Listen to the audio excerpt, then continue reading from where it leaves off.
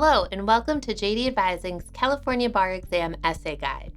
The goal of this guide is to help you find an effective and efficient approach to the California Bar Exam essays right from the very beginning. This guide will help you feel confident on test day so that you can conquer the essay portion of the California Bar Exam. If you have any questions about this or other resources we offer for the California Bar Exam, please don't hesitate to contact us. Some of our other resources include a California Bar Exam prep course, private tutoring, essay feedback, and one-sheets. If you reach out to us, we'd be happy to speak with you about the resources that can best help you prepare for the California Bar Exam. We hope you enjoy this guide and good luck on the exam. Professional responsibility is one of the most daunting subjects on the California Bar Exam. It shows up at least once every administration, sometimes more than once, and there are a lot of rules to learn for this subject. Professional responsibility essays cover the American Bar Association's model rules of professional conduct, as well as California's rules of professional conduct. You are almost always asked to answer the question applying both sets of rules to the facts. So let's talk about how to tackle this tough subject. First, expect to see professional responsibility tested on the exam. It is tested at least once per exam, and a few times it has appeared both as a standalone question and also as a crossover question or as part of the performance test. However, you don't need to make up professional responsibility issues when it isn't tested and discuss this on every essay. Read the call of the question carefully. Professional responsibility questions often ask you to discuss what ethical violations a lawyer has committed and generally tell you to answer according to both the ABA model rules and the California rules.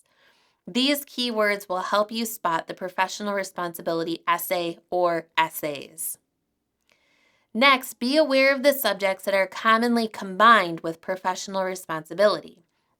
I mentioned that this subject is often tested within a crossover question. When that has happened, we have seen it tested with corporations, evidence, contracts, torts, civil procedure, community property, and remedies. Now let's talk about some of the highly tested issues on professional responsibility essays. The rules we see tested over and over include those for fees, conflicts of interest, and competence. Notably, for each of these topics, there is a distinction between the ABA rules and the California rules that you should be aware of. Starting with fees. The ABA rule is that a lawyer is prohibited from charging an unreasonable fee. The California rule prohibits an attorney from charging an unconscionably high fee. Application of each of these rules will likely yield the same result, but it is important that you point out and use the different terminology on your essay for the most points. Next, we'll turn to conflicts of interest. This rule stems from a lawyer's duty of loyalty owed to each of his clients. There are several different types of conflicts that you should be aware of, including current client conflicts, former client conflicts, prospective client conflicts, and imputed conflicts.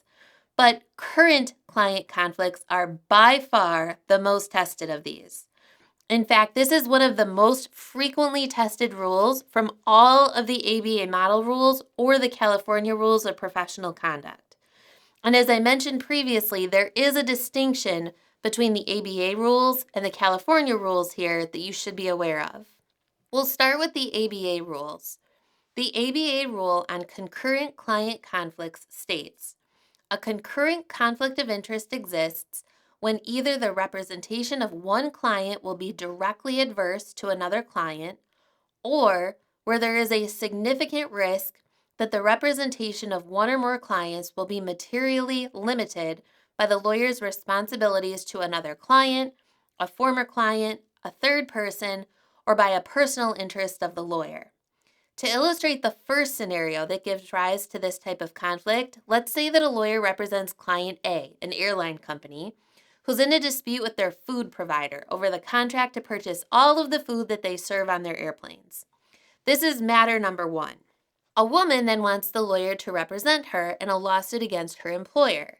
That same airline company for employment law violations. That would be matter number 2.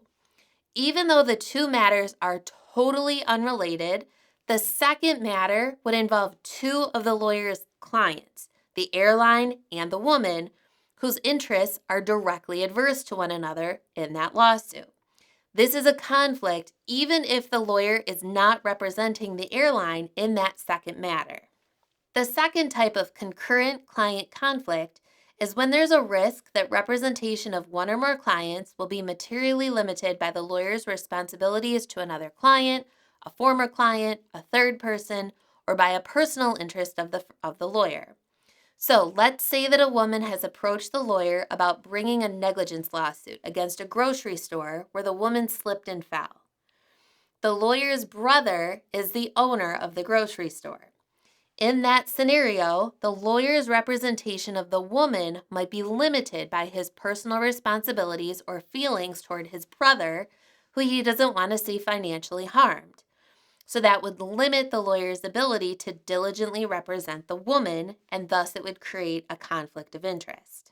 Under the ABA rules, there is an exception to the rules we just discussed, whereby the lawyer can represent the client even where there is a concurrent conflict of interest. There are 4 requirements that must be met for the exception to apply, and the mnemonic to help you remember the requirements is RICI, R-I-C-I. That stands for reasonably believes that the lawyer will be able to provide competent and diligent representation to each affected client.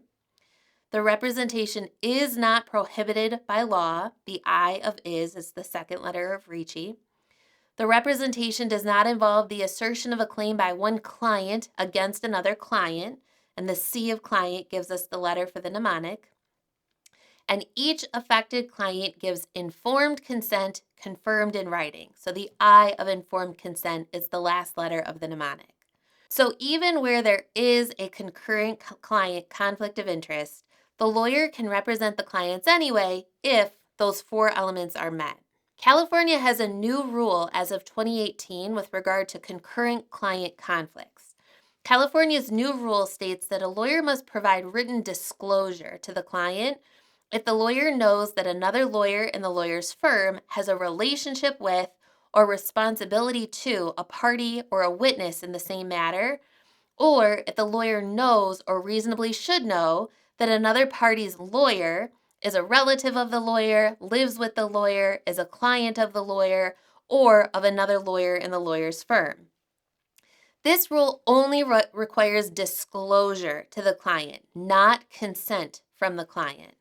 So, for example, if a lawyer is representing a client in a court case and a witness for the opposing party is the lawyer's brother, the lawyer must disclose that fact to his client. Under California law, for the 2 types of conflicts we previously discussed, the lawyer must get each client's informed written consent in order to proceed with the matter despite the conflict. This is substantially similar to that ABA rule. California, though, does not have a requirement that the lawyer reasonably believe he can provide competent and diligent representation to each affected client. This was the R of RICI, so California does not require that. The next highly tested rule in professional responsibility is the duty of competence. This should be mentioned on almost every single professional responsibility essay, even when it's not a main issue. Under the ABA rules, a lawyer is required to provide competent representation to a client. This requires the legal knowledge, skill, thoroughness, and preparation reasonably necessary for the representation of the client. So a lawyer who has committed some other ethical violation, let's say he breached the duty of loyalty by representing 2 clients that have a conflict of interest, might not have the knowledge required to represent a client, evidenced by his lack of knowledge about the conflict. Thus, he also potentially breached the duty of competence in addition to the duty of loyalty. So as you can see from this example, this rule on competence often comes up because breaching another rule might itself amount to a breach of the duty of competence. California's version of this rule is slightly different. It says a lawyer is subject to discipline if the lawyer intentionally, recklessly, or repeatedly fails to perform legal services with competence.